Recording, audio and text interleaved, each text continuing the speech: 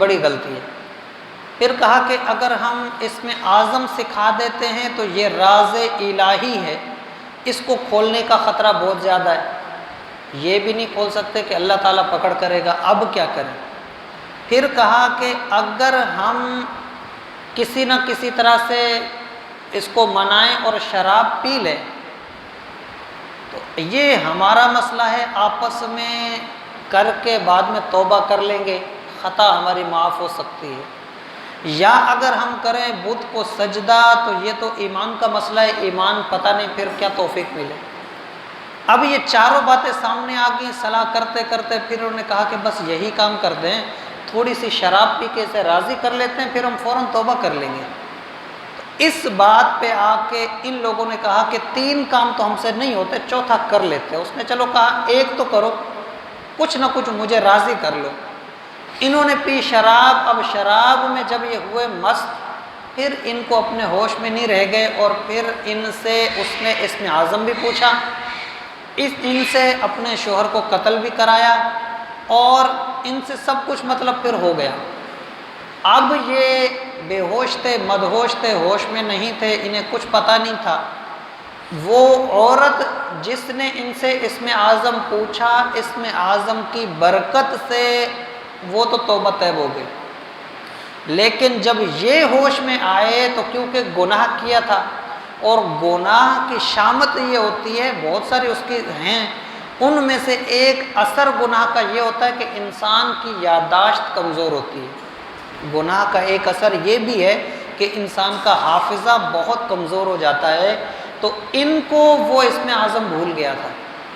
اب جب یہ ہوش میں آئے تو اسم اعظم ان کے پاس نہیں تھا، آسمان پر یہ نہیں جا سکے، یہ رہ گئے، ان پر پتہ بھی چل گیا ان کو، اور یہ اس پر نادم بھی ہوئے۔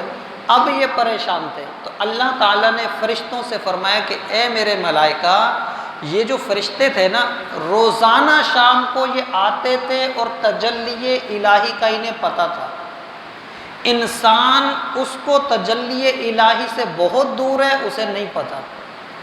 جو روز میری خاص تجلی میں آتا تھا، شہوت نے اسے بھی نقصان پہنچا دیا۔ تو جو انسان ساری زندگی زمین پر رہتا ہے، میری تجلی سے اتنا دور ہے، اگر وہ کچھ گناہ کر بیٹھے تو تم اسے برا بھلا کیوں کہتے ہو؟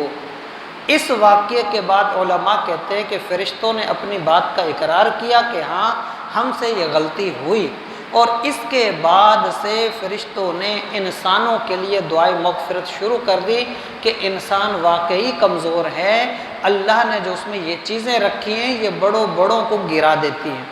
اور اس واقعے کا یہ بھی آتا ہے کہ وہ جو فرشتے تھے کرتے کرتے حضرت ادریس علیہ السلام کے پاس گئے اور ان سے کہا کہ آپ اللہ کے نبی ہیں، ہمارے لیے کوئی راستہ بنائیں، ہم شرمندہ ہیں، ہم سے خطا ہو گئی۔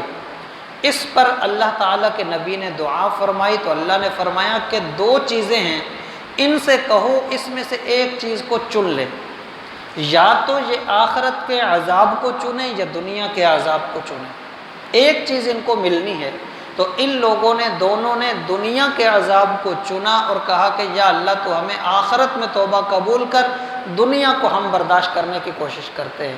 تو بابل کے اندر اب یہی شہر جو بابل موجود ہے یہ ہے یا کوئی اور شہر تھا لیکن نام اس کا بابل تھا؟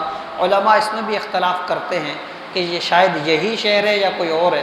اس کے اندر ایک کنواں تھا، اس کے اندر ان دونوں کو لٹکایا گیا، اور یہ کئی احادیث سے اس طرح کا واقعہ موجود ہے احادیث کی کتب کے اندر کہ کئی لوگوں نے ان کو وہاں لٹکے ہوئے دیکھا بھی ہے، کچھ لوگوں نے وہاں دیکھا ہے۔ حضرت عائشہ رضی اللہ تعالی عنہا سے روایت ہے، وہ کہتی ہے کہ حضور کی ظاہری وصال کے بعد ایک عورت آئی جو حضور سے ملنا چاہتی تھی، تلاش کرتے کرتے پوچھتے پوچھتے آئی۔ جب وہ مجھے ملی تو میں نے کہا کہ تم تو بہت دور سے آئی ہو، حضور کا تو وصال ہو گیا۔ اس وقت کوئی ایسے ذرائع تو نہیں تھے کہ خبر ہر جگہ پہنچتی، تو بس جو آتا تھا اسی کو پتہ چلا کہ کیا معاملہ ہو رہا ہے۔ وہ آئی تو حضرت عائشہ کہتے ہیں میں نے کہا کہ حضور کا وصال ہو گیا، تم پریشان معلوم ہوتی ہو، مجھے بتا دو اگر میں تمہاری کوئی مسئلہ حل کر سکوں، تمہاری پریشانی دور کر سکوں۔ تو اس نے کہا کہ اصل میں مجھے جادو سیکھنے کا شوق تھا، اسی تلاش میں کرتے کرتے میں بابل کے شہر پہنچی، میں ایک کنویں میں دیکھا، میں وہاں تک پہنچی وہاں ہاروت و ماروت کو میں نے دیکھا، میں نے ان سے کہا کہ مجھے سکھا دے، انہوں نے مجھے کہا کہ یہ غلط